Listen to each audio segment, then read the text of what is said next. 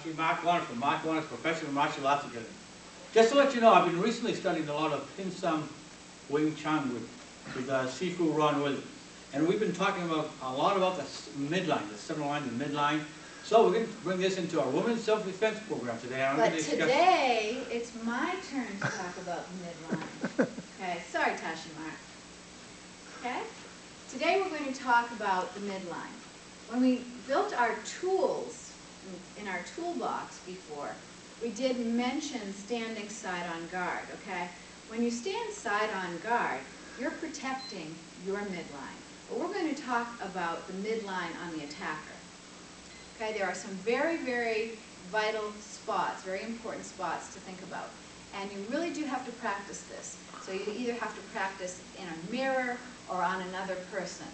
Because if you don't practice on a real person or know where these spots are, they can be very ineffective. Tashi Mark, would you come out for a minute, please? Here's my attacker. Okay. If I walked up to him and I used one of those tools that we learned in a previous session, and I came up and I just started pounding him on the shoulder, no matter how good my punch is, okay, it's not going to do anything. It's just going to aggravate him, okay, and we don't want to do that, okay? So even if I'm using this and I'm using my palm heel, but it's not in the right place, it's not going to be effective. And so it can cause more harm than good. Thank you, Tashi Mark. Okay. So today what we're going to do is we're going to learn from top to bottom, we're going to learn all those really, really good spots, and we're going to learn the strikes that will make it very effective for you to defend yourself.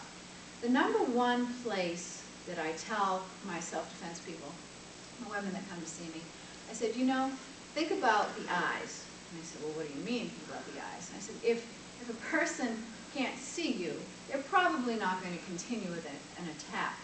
Now, a lot of people aren't really comfortable thinking about poking someone in the eye, and that's because that's the way we've been brought up. You're brought up, you know, don't poke your sister in the eye or whatever. It's not, you know, you could blind them. Well, when you're in a self-defense situation, especially if it's a street self-defense not versus a domestic self-defense situation, the eyes are the first place you want to go. Don't worry about glasses. If somebody has glasses on, they come off very easily. The strike that we're going to use for that is just taking our fingers and poking right to the eyes. It doesn't have to be fancy. It doesn't have to be a two-finger poke. Take all your fingers, aim for the eyes. Okay, now remember, you're going to be practicing this in the mirror. Okay, so we have just a poke to the eyes. You can lacerate, but just a nice poke right into the eyes. What happens? That pretty much would stop any attack. Okay? So let's say you're going for the eyes, the person turns their head, you can't get to the eyes, for some reason they're protected. Right? Then moving down, you have that palm heel strike right for the nose. Bam! Bam! Right for the nose. Okay? Break the nose. Don't worry, you're not going to kill the person. The bone is not going to break and go into the brain. But you are going to cause their eyes to water, the nose to bleed.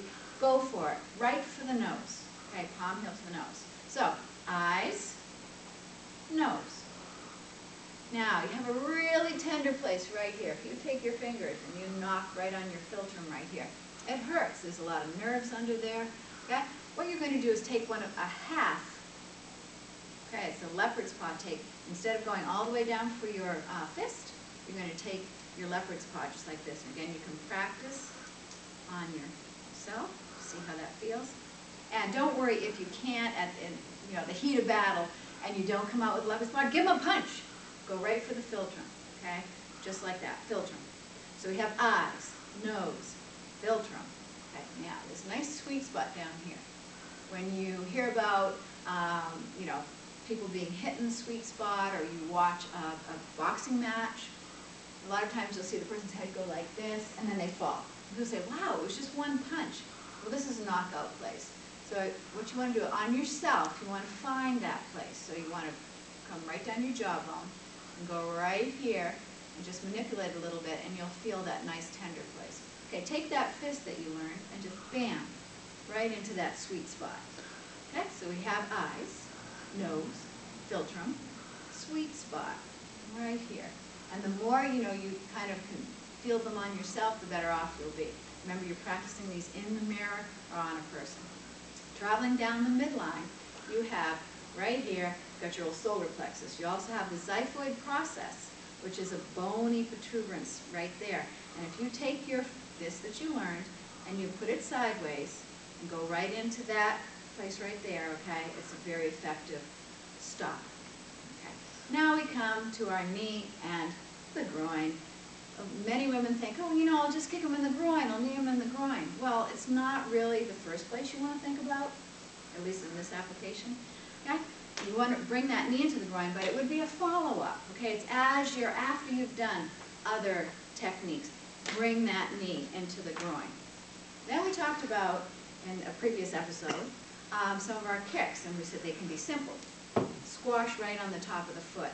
Kick to the shin, okay? Even though that's to the side of the midline, we're still considering it as a possible strike zone. So let's review. We've got our eyes, we've got our nose, we have our philtrum, we have our sweet spot, okay? There's also another place in here that you can use if you would like to. The trigger finger or two fingers poking into the throat, okay? Sometimes the throat is covered with, clothing, but you can certainly add that in. So we can go to the throat, okay?